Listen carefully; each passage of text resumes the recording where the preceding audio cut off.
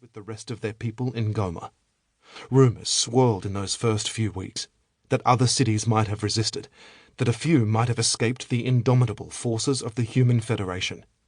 But in the end, they were only rumours. None could stand against the might of the Federation.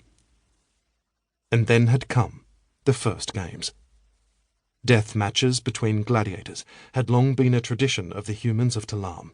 The elders had encouraged them, in fact, thinking the games an acceptable outlet for the innate aggression of humanity. But the Federation had seen an opportunity in the games, an opportunity to punish their ancient enemy. Somewhere overhead, the crowd cheered again. This time the noise continued, like the roar of a distant storm. Serena's heart sank. So the Alfur had fallen. She wondered if it was one of theirs, an Alfur born of Talam and freedom, or was it one of those the Federation had brought to the planet? That change had started more recently, when new Alfur had appeared in their neighbouring cells. At first she'd thought them Alfur from other cities, captured at last after months on the run. The truth was crueler still. The newcomers did not come from Talam at all, but other planets. They were Alfur, deemed too much trouble to keep as slaves, sent now to Talam to fight and die in the games. Chains rattled as Serena shifted, clenching her fist again around the scar in her palm, frustrated by her weakness.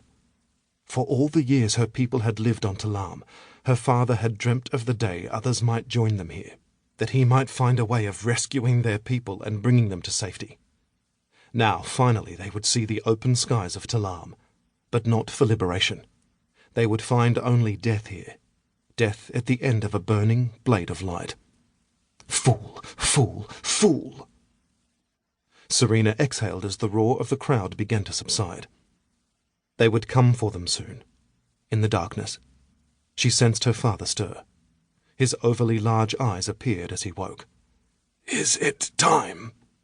Serena clenched her fist. "Remember, stay behind me." A flickering light appeared as she spoke, or rather light, as an attendant moved down the corridor outside their cell, carrying a platter set with 2 glasses. Her blood stirred at the sight of the light within each. This would be the only meal they received all month, just before they were to battle to the death. She supposed it wouldn't make much of a show otherwise, if they fought while starving. She tried not to appear too eager when the attendant paused outside and waited for the buzz that would unlock their cell. When it came, he pushed open the door and set the platter on the ground before them. He backed up quickly, as though fearful they might launch themselves at him. Small chance of that, weak as they currently were.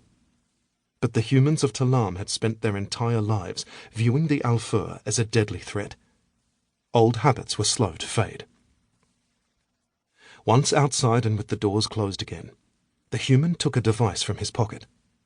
A few presses of its buttons and the door clanged, the locks resetting. He lingered a moment, waiting to see what they would do with the light.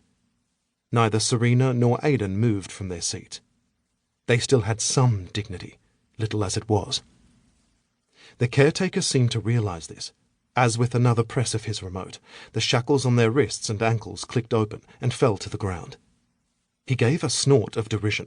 Funny how they were always brave outside the cage and retreated down the corridor. Serena rose slowly, rubbing at her chafed wrists. Her entire being trembled with hunger, and her legs shook as she stepped over to the tray and lifted the glasses. Mostly, she and her father spent their days in an almost trance-like state, a type of hibernation that let them survive the month between games without losing their minds to the hunger. She could feel her weakness as she sank back to the bench beside her father. It took all her strength to set the second glass down for him, rather than take it herself. "You should drink it," he rasped in the gloom. Serena shuddered at the strength that must have taken to offer up his own meal. She longed to do as he said. Instead, she took her own glass and downed it in a single gulp. It was a moment before her body began to process the sudden offering. Then she gasped as power surged through her limbs.